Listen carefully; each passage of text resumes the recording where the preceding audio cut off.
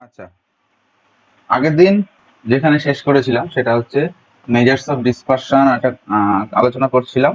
তার মধ্যে মিন deviation, range, quartile deviation, এগুলো আমরা আলোচনা করেছি। মিন ডেভিয়েশনের প্রতিটি যে মেজার্স তাদের দোষ গুণ সেগুলো আমরা দেখলাম। এবার আমরা তারপর স্ট্যান্ডার্ড ডেভিয়েশন আমরা আনগ্রুপ ডেটার ক্ষেত্রে কিভাবে করতে হয় সেটা দেখেছি। আজকে আমরা স্ট্যান্ডার্ড ডেভিয়েশন গ্রুপ ডেটার ক্ষেত্রে আলোচনা করবো। আগের দিন স্ট্যান্ডার্ড ডেভিয়েশন নিয়ে যদি কারো কোনো প্রশ্ন থাকে বলতে পারিস। Standard deviation group data. Okay, আমরা প্রথমে দেখে নিই ডিসক্রিট সিরিজ, তার একটা এক্সাম্পল দিয়ে।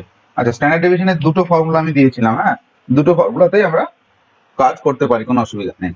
এবং দুটো ফর্মুলায় শিখে রাখতে হবে, কারণ অনেক সময় স্ট্যান্ডার্ড ডেভিয়েশনে কিছু এক্সারসাইজ দেয় যেগুলোতে কিন্তু আমি যেটা শর্টকাট ফর্মুলা বলেছিলাম সেইটাকেই ব্যবহার করে করা যায়, যেটা ডাইরেক্ট ফর্মুলা সেটা ব্যবহার করে করা যাবে না। ওকে, আমি আজকে একটা ভিডিও শেয়ার করব, সেখানে ওইরকম একটা এক্সাম্পল দিয়ে কাজ করা আছে, দেখবি। আচ্ছা, আমরা একটা ডিসক্রিট সিরিজের উদাহরণ দিয়ে নিই। স্ট্যান্ডার্ড ডেভিয়েশনের ফর্মুলাটা কি ছিল? আচ্ছা, স্ট্যান্ডার্ড ডেভিয়েশনকে আমরা প্রকাশ করি এইটা, যদি পপুলেশন থেকে আমরা স্ট্যান্ডার্ড ডেভিয়েশন বের করি।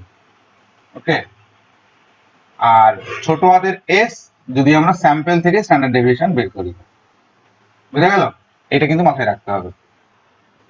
স্ট্যান্ডার্ড ডেভিয়েশনের সূত্রটা আমি কি বলেছিলাম? ডাইরেক্ট ফর্মুলা হচ্ছে 1/n summation x minus x বার তার স্কয়ার, টোটালটা আন্ডার রুট, তাই তো? এটা হচ্ছে আনগ্রুপ ডেটার ক্ষেত্রে বলেছিলাম ডাইরেক্ট মেথড। আর গ্রুপ ডেটার ক্ষেত্রে সেম, শুধুমাত্র ফ্রিকোয়েন্সির সঙ্গে x মাইনাস x বার গুণ হয়ে যাবে। ওকে, আর যেটা শর্টকাট মেথড সেটা কি হবে? 1/n summation f into x square minus x bar square. Okay, তাহলে শুরু করি আমরা। আমি একটা এক্সাম্পল ধরে নিচ্ছি। 6, 9, 15, 25।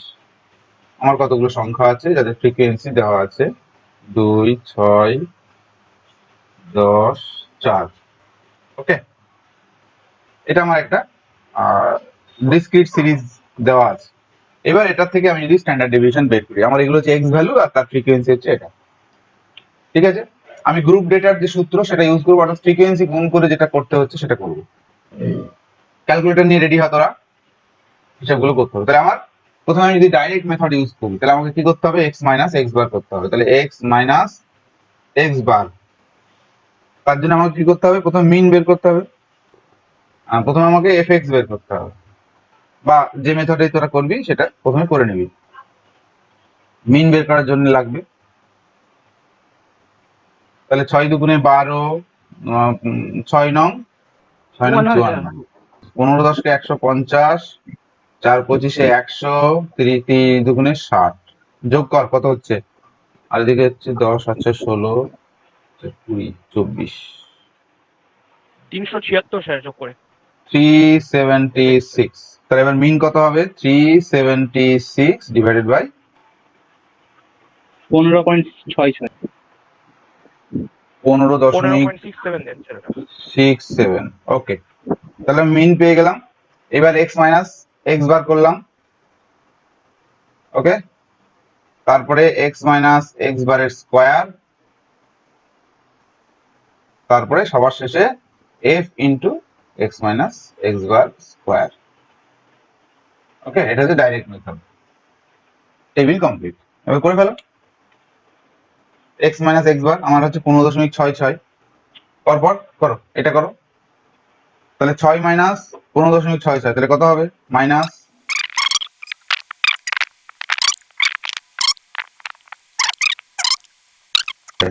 এবার এটাকে স্কোয়ার করো।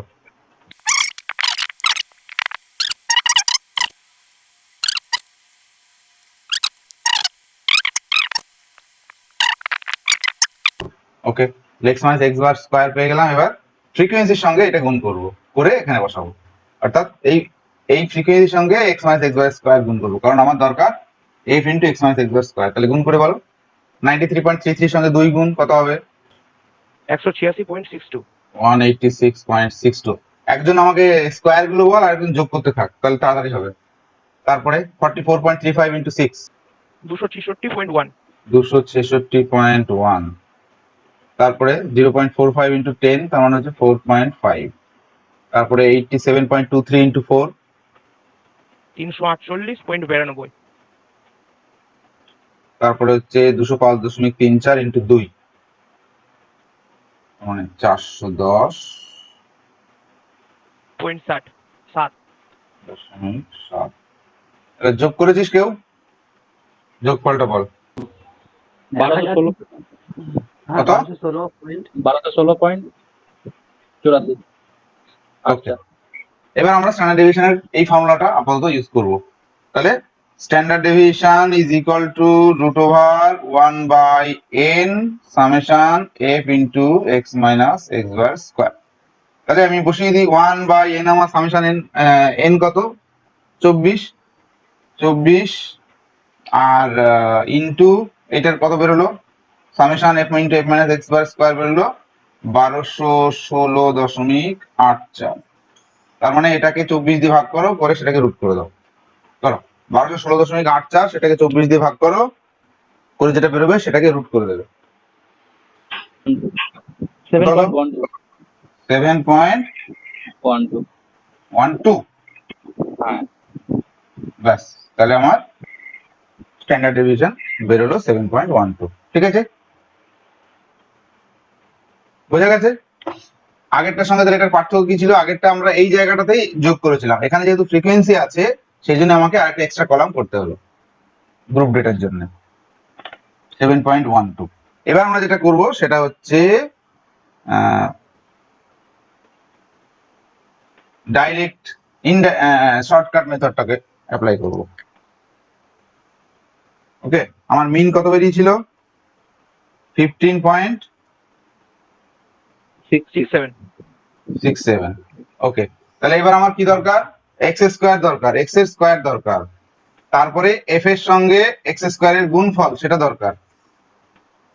ব্যাস, আর কিছু লাগবে না, এটা সামেশন দরকার। করো চট জলদি। 6 × 36, 9 × 81, 15 15 কত? 225। 225, আর 30 30 900। এবার এটাকে এফ ফ্রিকোয়েন্সিতে গুণ করো। 36 ইন্টু 2, 81 ইন্টু 6, 486। 486। 225 ইন্টু 10, তার মানে 2250। 625 ইন্টু 4, 2500। আর হচ্ছে 900 ইন্টু 2, 1800। যোগ কর একজন। 7108। 7108। ওকে, এবার বসিয়ে দিই।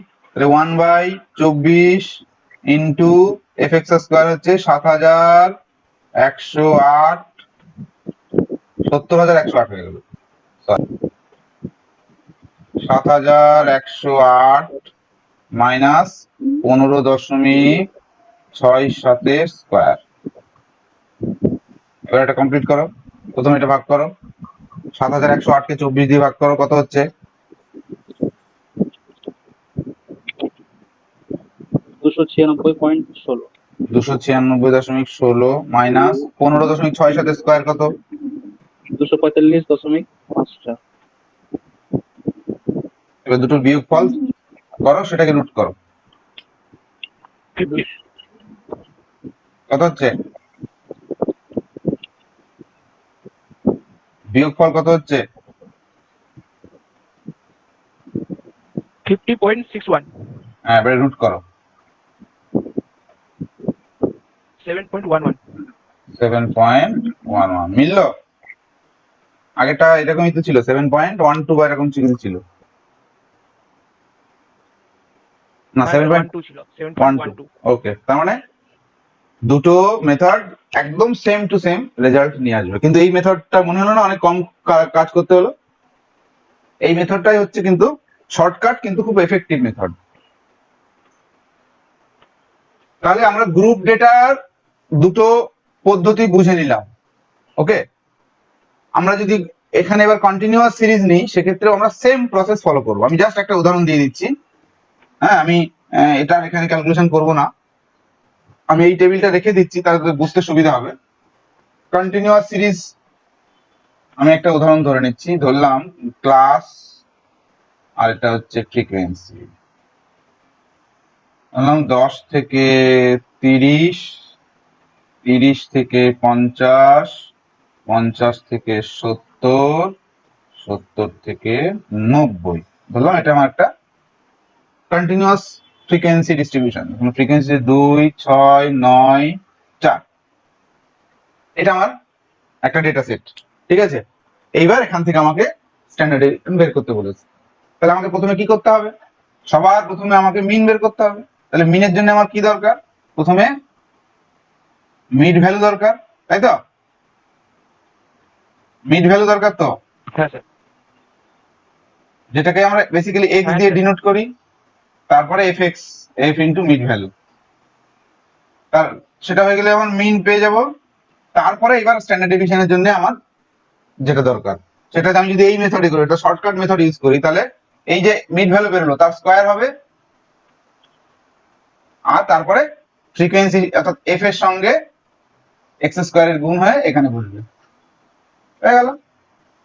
ঠিক সেম মেথড, কারণ এখানেও ফ্রিকোয়েন্সি আছে, এখানেও ফ্রিকোয়েন্সি আছে, এখানে অ্যাকচুয়াল ভ্যালু গুলো হচ্ছে এক্স, এখানে মিড ভ্যালু গুলো হচ্ছে এক্স, আর কোনো ডিফারেন্স নেই। ঠিক আছে, আমরা যদি প্রথম মেথডে করি সেক্ষেত্রে আমরা এখানে করব এক্স স্কয়ার না করে করব এক্স মাইনাস এক্স বার, তারপরটা করব x minus x bar square, তারপরটা করব f into x minus x bar square.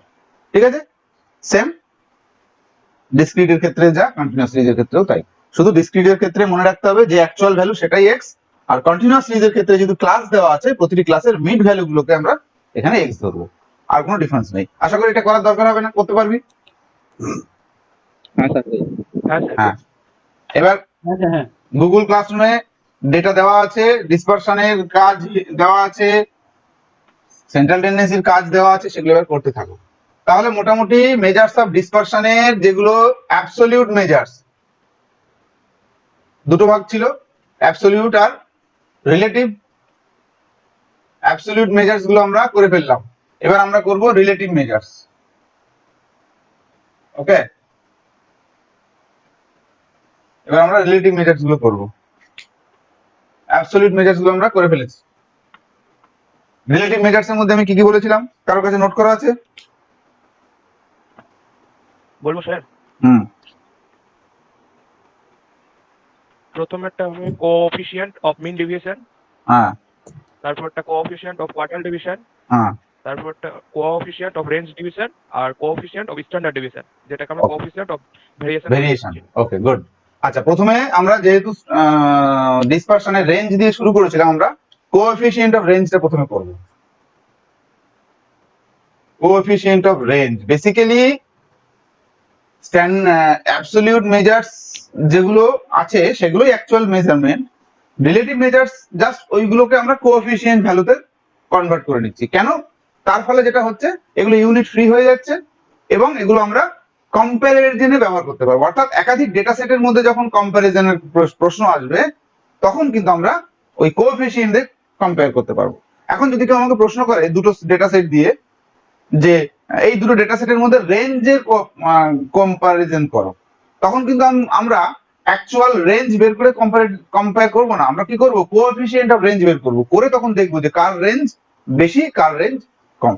ঠিক আছে, যখনই তুলনার প্রশ্ন আসবে তখনই কিন্তু আমরা এই রিলেটিভ মেজার্স গুলো ইউজ করব।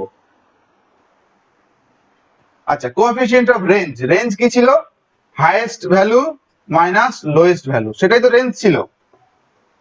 আর coefficient of range, range under sub coefficient is equal to, সূত্র হচ্ছে L minus S divided by L plus x, বা আমি এখানে নামটা যা দিয়েছি তাই দিয়ে দিই, H minus L divided by H plus L. অর্থাৎ highest value minus lowest value divided by highest value plus lowest value. এইটা হচ্ছে coefficient of range SP Gupta. অন্যান্য বইয়ে আলাদা রকম থাকতে পারে, এই জন্য আমি বই লেখকের নাম বলে দিলাম। ওকে, তাহলে একদম সিম্পল, রেঞ্জের কোএফিসিয়েন্ট মানে হচ্ছে বেসিক্যালি রেঞ্জকে হাইয়েস্ট প্লাস লোয়েস্ট ভ্যালু দিয়ে ভাগ। অর্থাৎ আমার ধরলাম কোন একটা ডেটা সেটে হাইয়েস্ট ভ্যালু এসছে 100, লোয়েস্ট ভ্যালু এসছে 10, সেক্ষেত্রে আমার রেঞ্জ হয়ে যায় 100 মাইনাস 10 সমান সমান হচ্ছে 90। আর আমি যখন রেঞ্জের কোএফিসিয়েন্ট বের করব basically 100 minus 10 divided by 100 plus 10 এটা করব। তার মানে 90 ভাগ 110 যা বেরোবে সেটাই হয়ে যাবে আমার কোএফিসিয়েন্ট অফ রেঞ্জ। ঠিক আছে, বোঝা গেল? খুব সহজ জিনিস কিন্তু। হ্যাঁ স্যার।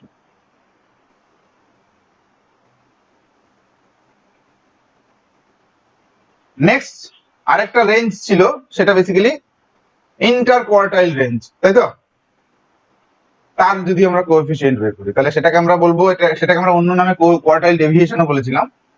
এখানে আমরা তাহলে বলবো কোএফিসিয়েন্ট অফ কোয়ার্টাইল ডেভিয়েশন, অর্থাৎ প্রতিটি অ্যাবসলিউট মেজারসে আমরা কোএফিসিয়েন্ট বের করছি। এটা কি হবে? কোয়ার্টাইল ডেভিয়েশনের সূত্র কি ছিল? কোয়ার্টাইল ডেভিয়েশন আমরা কি বের করেছিলাম? Q3 minus Q1 by 2। তাহলে quartile deviation coefficient is equal to Q3 minus Q1 divided by Q3 plus Q1। N G দাসে একটু আলাদা ফর্মুলা হয়তো দেখতে পাবেন, এটা আমি এসপি গুপ্তাকে অনুসরণ করে লিখলাম।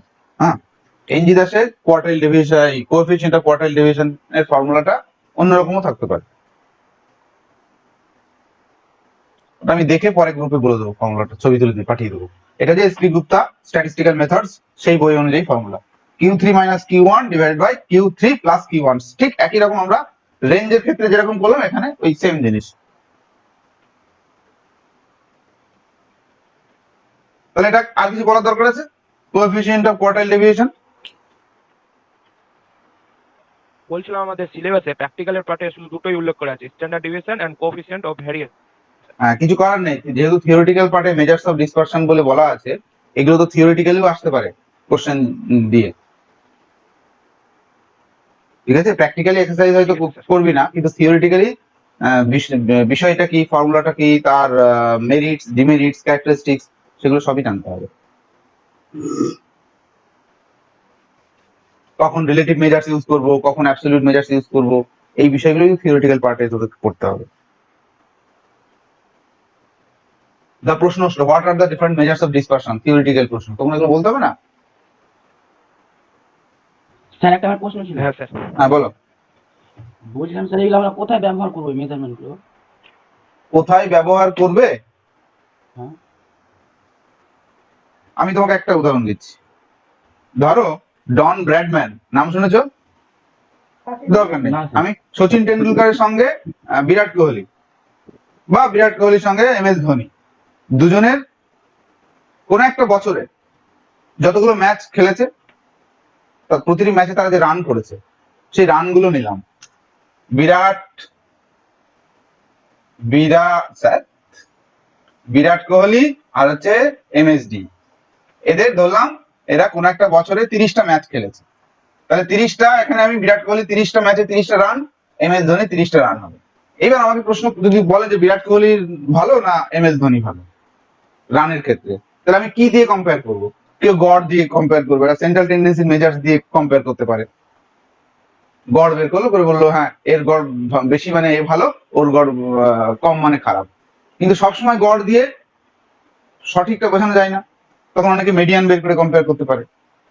ঠিক আছে, কিন্তু শুধুমাত্র সেন্ট্রাল টেন্ডেন্সি বললেই তো আর আমার কম বলা হলো না, কনসিস্টেন্সি, কারণ একজন ক্রিকেটার সে কতটা কনসিস্টেন্টলি প্রতিটি ম্যাচে রান করছে সেটা খুব গুরুত্বপূর্ণ। বিরাট কোহলি একটা ম্যাচে 200 করলো, আর একটা ম্যাচে 0 করলো, কিন্তু এম এস ধোনি দেখা গেল যে 60 65 75 60 65 75 এরকমই একটা কনসিস্টেন্টলি রান করে গেছে। তাহলে এবার কনসিস্টেন্সির প্রশ্ন যখন আসছে তখন এই দুজনের মধ্যে কে বেটার, তখন কিন্তু আমি সেন্ট্রাল টেন্ডেন্সি দিয়ে করতে পারবো না, তখন আমি কি করবো, ডিসপারশন মেজার করবো। অর্থাৎ সেখানে আমরা মিন ডেভিয়েশন করতে পারি, স্ট্যান্ডার্ড ডেভিয়েশন করতে পারি, কোএফিসিয়েন্ট অফ মিন ডেভিয়েশন বা কোএফিসিয়েন্ট অফ ভেরিয়েশন, এগুলো বের করে তখন দেখবো যে কে কনসিস্টেন্টলি ভালো রান করেছে। ঠিক আছে, বোঝা গেল? হ্যাঁ তাহলে এরকম বহু ডেটা আছে, প্রতিটি ক্ষেত্রে এরকম তথ্য আমরা নিয়ে কাজ করি। তো এই তোদের ধর ক্লাস হচ্ছে হচ্ছে তার পার্সেন্টেজ, তোদের পরীক্ষা হচ্ছে তার পার্সেন্টেজ। এবার যদি কেউ জানতে চায় যে কোন কলেজের রেজাল্ট ভালো হচ্ছে, কোন কলেজের ছেলেমেয়েরা গড় রেজাল্ট ভালো করছে, কনসিস্টেন্টলি কোন কলেজের ছেলেমেয়েরা ভালো রেজাল্ট করছে, এই ধরনের প্রশ্নের উত্তর কিভাবে বেরোবে, এই স্ট্যাটিস্টিক্স এর এই কাজ মানে ফর্মুলা গুলোকে আমরা ব্যবহার করবো। বোঝা গেল? Good question. কেন গুড কোশ্চেন? কারণ এই ধরনের প্রশ্ন পরীক্ষায় আসতে পারে, এটা প্র্যাকটিক্যাল অ্যাপ্লিকেশন কিভাবে আমরা করব, তখন এই ধরনের উদাহরণ আমরা দিতে পারি, দিয়ে আমরা সুন্দর করে লিখতে পারবো। আচ্ছা, এরপর আমরা কি করেছিলাম, মিন ডেভিয়েশন করেছিলাম, তাহলে তার কোএফিসিয়েন্ট কি হবে,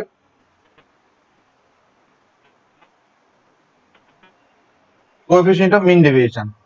তাহলে সেক্ষেত্রে আমরা যেটা করেছিলাম, মিন ডেভিয়েশন, সেই মিন ডেভিয়েশনকে মিন দিয়ে ভাগ করে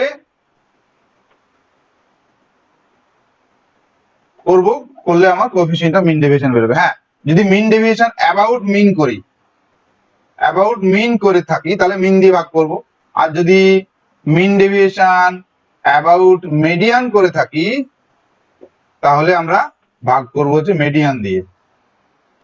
বোঝা গেল? তাহলে মিন ডেভিয়েশন এর কোএফিসিয়েন্ট,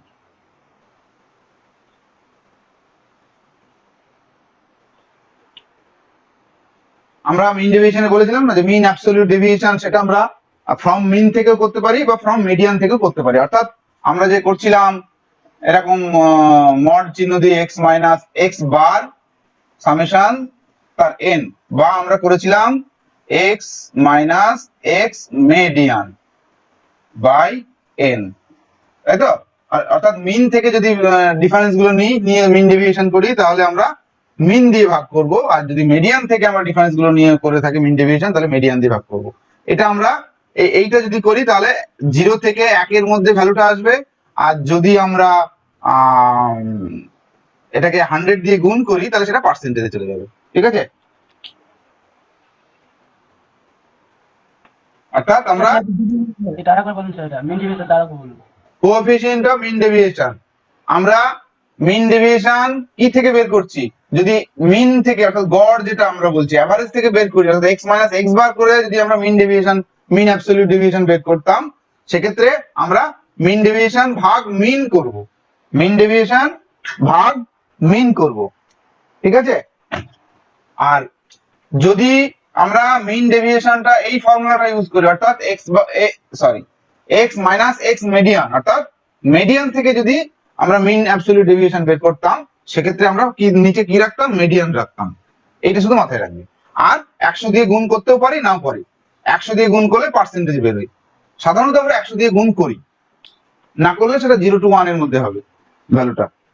আমি একটা উদাহরণ দিচ্ছি, ধর কোন একটা ডেটা সেটে আমার মিন ডেভিয়েশন মিন হচ্ছে মিন অর্থাৎ এক্স বার হচ্ছে 10, median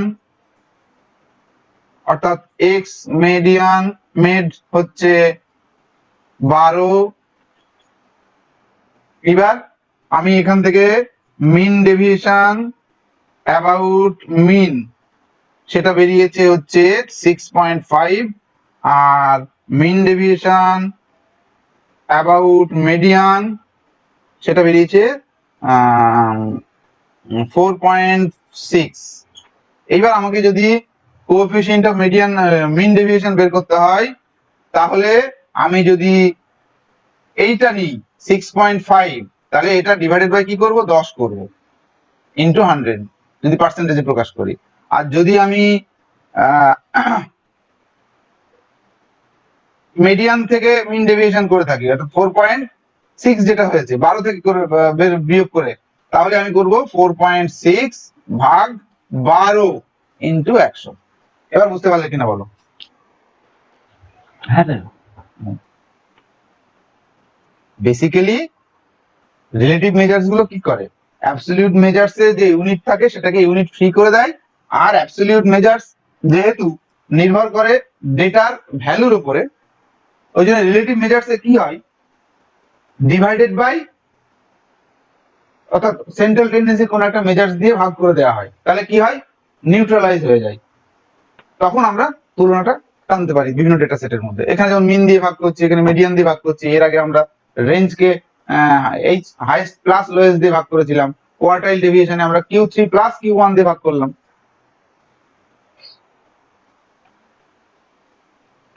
last, coefficient of standard deviation, বা যেটাকে আমরা বলে থাকি কোএফিসিয়েন্ট অফ ভ্যারিয়েশন। খুব গুরুত্বপূর্ণ একটা মেজার্স, বিভিন্ন হায়ার স্ট্যাটিস্টিক্সে এটার খুব ব্যবহার চোখে পড়ে। যেহেতু এটা কোএফিসিয়েন্ট অফ স্ট্যান্ডার্ড ডেভিয়েশনও বটে, তাই এটাকে সিভি দিয়ে আমরা বলে থাকি, প্রকাশ করে থাকি। এটা basically standard deviation by mean into 100। কেন মিন? কারণ স্ট্যান্ডার্ড ডেভিয়েশন আমরা মিন থেকে বের করি, তাই মিন দিয়ে ভাগ করলাম। সিম্পল, স্ট্যান্ডার্ড ডেভিয়েশনকে মিন দিয়ে ভাগ। তাহলে দেখ, যতগুলো কোএফিসিয়েন্ট অফ কোএফিসিয়েন্ট বের করলাম, প্রত্যেকটা আমরা একটা সেন্ট্রাল টেন্ডেন্সির কোনো না কোনো মেজার্স দিয়ে ভাগ করলাম, কি তাই তো?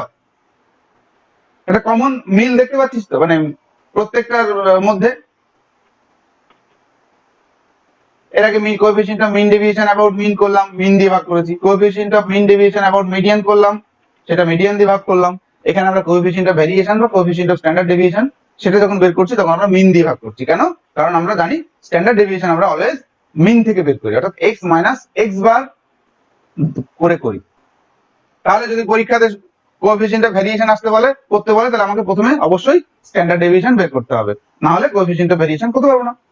এইবার আমাকে যদি এরকম একটা কোশ্চেন দেয় যে দুটো ডেটা সেট দিয়ে দিল, বলো এই দুটো ডেটা সেটের মধ্যে কনসিস্টেন্সি বেশি কার, দুজন ব্যাটসম্যান বললো, বা দুটো বছর, হয়তো দেখা গেল 2020 আর আরেকটা বছর দিয়ে দিল 1990, এরকম দুটো সাল দিয়ে দিল, তাহলে এক একটা বছরে 12টা মাস, প্রতিটি মাসের মোট যে বৃষ্টিপাতের পরিমাণ বা গড় বৃষ্টিপাতের পরিমাণ দেওয়া আছে, তাহলে 12টা করে বৃষ্টিপাতের ডেটা আছে। এবার বললো যে কোন বছর যে বৃষ্টিপাত হয়েছে সেটা ভালো, তাহলে আমি তখন কি করবো? যদি এরকম প্রশ্ন দেয় তখন আমাকে কি করতে হবে, স্ট্যান্ডার্ড ডেভিয়েশন বের করার পরে কোএফিসিয়েন্ট অফ ভেরিয়েশন বের করবো দুটো ডেটা সেটেরই। তারপরে আমরা দেখবো যে কোএফিসিয়েন্ট অফ ভেরিয়েশন যার কম, কোএফিসিয়েন্ট অফ ভেরিয়েশন যার কম তার কনসিস্টেন্সি বেশি। ডিসপারশন যদি বেশি হয় কনসিস্টেন্সি কম হবে, তাই তো? কনসিস্টেন্সি মানে আমরা ধারাবাহিকতা বলি। তাহলে ডিসপারশন যদি বেশি হয়, ডিসপারশনের উল্টো দিকে থাকে কনসিস্টেন্সি। ওকে, তাহলে ডিসপারশন যদি বেশি হয় কনসিস্টেন্সি মানে কম, আর কনসিস্টেন্সি বেশি মানে ডিসপারশন কম। ঠিক আছে? ওই জন্য আমরা যে মেজার্স অফ ডিসপারশন যতগুলোই বের করে থাকি, ভ্যালু বেশি মানে ডিসপারশন বেশি, মানে পার্থক্য বেশি, ডেটাগুলোর মধ্যে বিভিন্নতা বেশি। আর যদি কনসিস্টেন্সির কথা বলে, ধারাবাহিকতার প্রশ্ন করে, তখন যত ভ্যালু কম হবে তত ধারাবাহিকতা ভালো। বোঝা গেল? হ্যাঁ স্যার। এখন দুজন ব্যাটসম্যান, আমি বিরাট কোহলি আর ধোনির উদাহরণ দিলাম, দেখা গেল কোএফিসিয়েন্ট অফ ভেরিয়েশন বিরাট কোহলির এসছে 10.5% আর ধোনির এসছে 9.02%, তাহলে কি বলবো, কার কনসিস্টেন্সি বেশি? বিরাট কোহলির। বিরাট কোহলি। নো, কনসিস্টেন্সি বললাম। কনসিস্টেন্সি মানে যত কম ভ্যালু বেরোবে, কোএফিসিয়েন্ট অফ ভেরিয়েশন যত কম বেরোবে তত সে কনসিস্টেন্সি তার ভালো। বোঝা গেল? এর ডিসপারশন বেশি, এর ডিসপারশন কম, তার মানে এর কনসিস্টেন্সি বেশি, এর কনসিস্টেন্সি কম। বোঝা গেল? হ্যাঁ স্যার, হ্যাঁ। কোএফিসিয়েন্ট অফ ভেরিয়েশন তার মানে কি, এর ডিসপারশন বেশি, এর ডিসপারশন কম।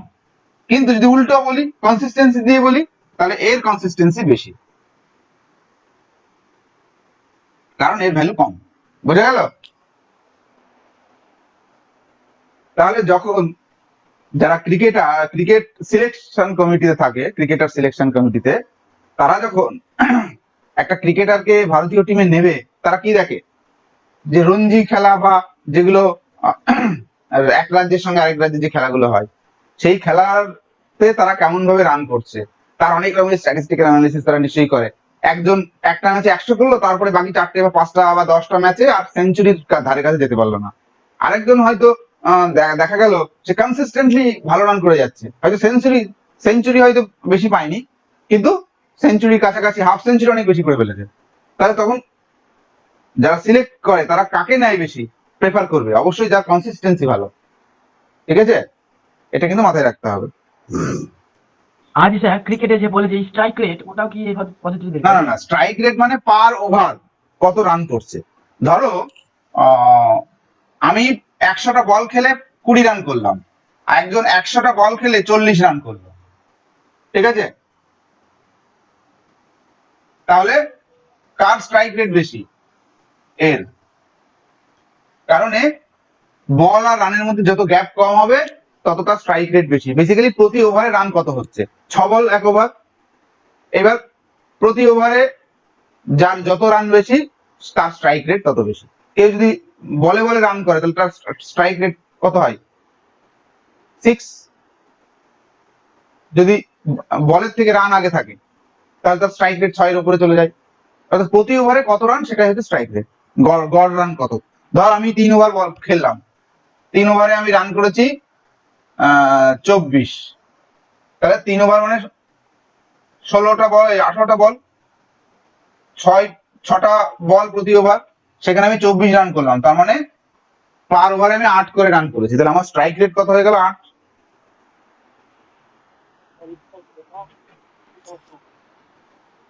বোঝা গেল?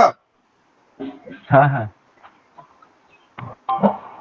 স্যার এটা স্ট্রাইক রেট না তো, স্ট্রাইক রেট পার বলে হবে। পার বলে হয়?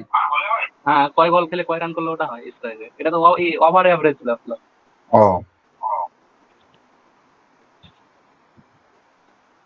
আচ্ছা, তাহলে বলকে রান দিয়ে ভাগ নাকি? হ্যাঁ, ও ঠিক আছে, তাই আমি ভুল বললাম।